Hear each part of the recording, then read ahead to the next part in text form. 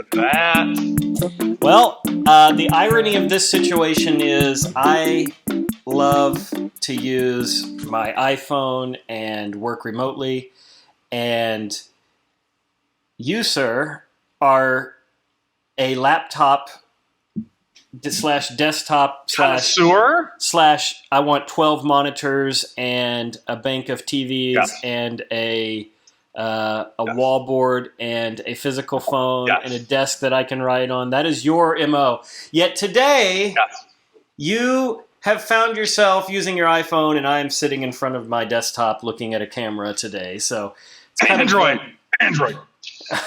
What's that? Sorry.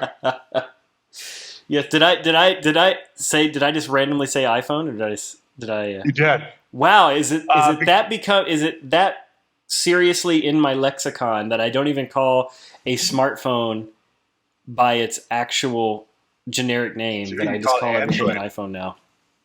So I am today. I am a nomad worker. Right? Yeah, nomad. I know a thing or two about the nomadic lifestyle, and you have a couple of great videos about that.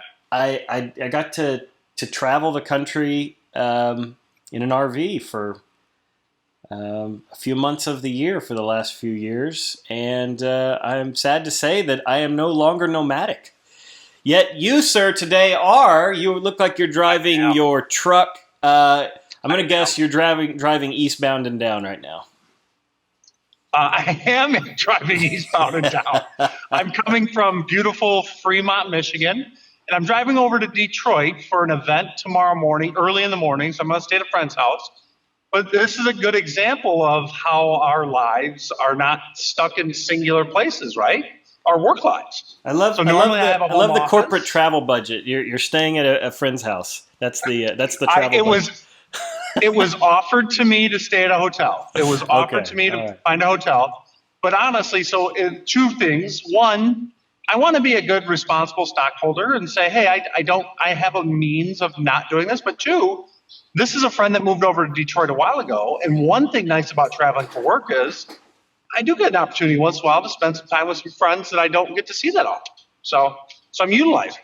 Yeah. I will say, two birds with one stone. That's right. I like it. Yes, so, I am being safe about this while my phone is right here-ish. I'm not paying attention to that. I'm not seeing the video of it. I'm focusing on the road. I'm talking much like a good hands-free traveler. You take both hands off the wheel to tell us that. Yes, that's great. I know. I think we've all been there, right? We've taken a Zoom call from behind the wheel. You can turn video off. I'll say that's part of the beauty of Zoom, and really the beauty of where we are in 2023 to have seamless connectivity, despite, I mean, you're, from what I'm judging by your window, not in the densest of area, not the most urban area right now, but you're traveling down a highway. You're going probably 70, 80 miles an hour, and probably speed limit is 75 here in this stretch. I might be just a touch over that. Yep. Yeah. And through the miracles and the technological revolution that we have all experienced, you're able to go down the road on a video call, all while recording a podcast. All while recording for me to put on a YouTube channel. Interesting thing about this, and I think that it's an interesting world that we live in, that we've given the ability for people to work remotely, which this is not brand new. This is something that we've had for a while now. But I think the distinction now, and I've felt this at Zoom, and I think you have too. While I have the tools to work anywhere, anytime I want, I am not enforced to do that. Right. It would have been completely understandable for me to say, I can't make this call today, I'm traveling, and that would have been fine. So those tools are there for my use, but they're not compulsory. Yeah, and I think you hit the nail on the head. That's how a lot of people prefer to work these days, is give them a hybrid environment, be able to work wherever you are, give them the tools that they need at any location, regardless of whether you're like me at your desk, if you're actually in an office, if you're in an RV, or if you're in a truck. doesn't matter where you sit. So I always challenge people, and I know I've challenged you to this as well, Eric, and you're doing a great job of it today. And that is use your mobile device as your primary means of a work tool for the day. Just one day. See how it goes. And it's so funny because when we talked about that, I think we were in Denver. We were. No, we were in Austin. Oh, well, there's probably been multiple occasions that we've been together and you've given me a hard time about but the moment just that using. Resonates with me is you showed up for an event and we were doing this and I'm like, well, where's your laptop? You're like, I didn't bring it. I'm like, oh, like I was aghast. What are you talking about? You didn't bring it. How can you work without a laptop? You did have a look of shock and disbelief on your face. But, I mean, my laptop weighs at least like 9 pounds. I mean, the thing is massive, and it overheats all the time. Like, it is a heat beast. Well, and when it's 110 in Texas, the last thing you want to do is carry a 9-pound, 150-degree laptop around wherever you go. So it makes a lot of sense. I'll plug this actually in. I mean, you think about all the tools you have on here now. I can open up Keynote, I can open up PowerPoint, I can open up Google Slides directly on my mobile device, as can you. Doesn't matter which OS you're running on your mobile device, but and plug it in to an HDMI connector or even wirelessly share content to a Zoom room or to a TV. It doesn't even have to have Zoom rooms. Like, I'll walk in and plug into a projector.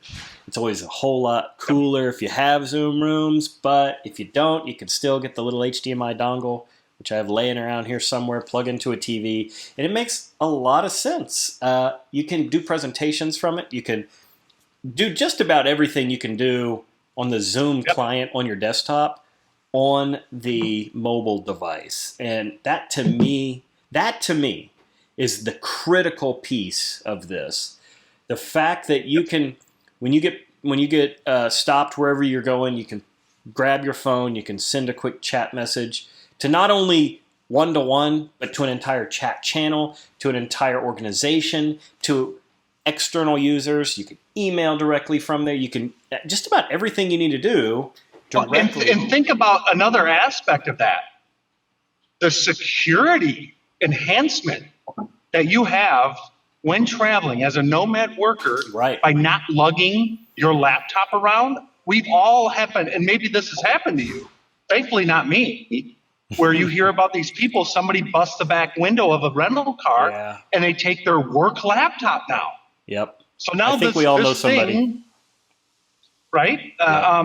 So the ability to secure this pocket device that is still fully capable, fully featured, fully enabled to do your work, but now it's just in your pocket. You don't have to worry about opening the trunk and putting it in the trunk of the rental car, and then really, and this is one of the areas I hate having a laptop for is we're out of town, we're at an event, like, oh, we're going to go have dinner and drinks afterwards. Oh, and you get to carry your backpack with you. Laptop around. Yeah. Oh, it's horrible. It makes for a lot more seamless connectivity to just have everything, all your applications securely connected directly in your pocket versus a giant backpack that you get to bring to every corporate event.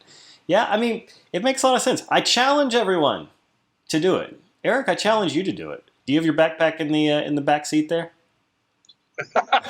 You're like, I plead the fifth. And on that note, we've lost Eric, so he's clearly roamed outside his coverage area. So thanks, everyone. Not only for do watching. I have my Oh, now he's back. Look at that. I have a second monitor. Really? So you got your own little USB plug-in monitor that you just carry around. That is too much. That is too much. You're killing me. All right, dude, I'm going to let you go because I don't want you to swerve off the road. And thanks, everyone, for watching. We'll see y'all next time.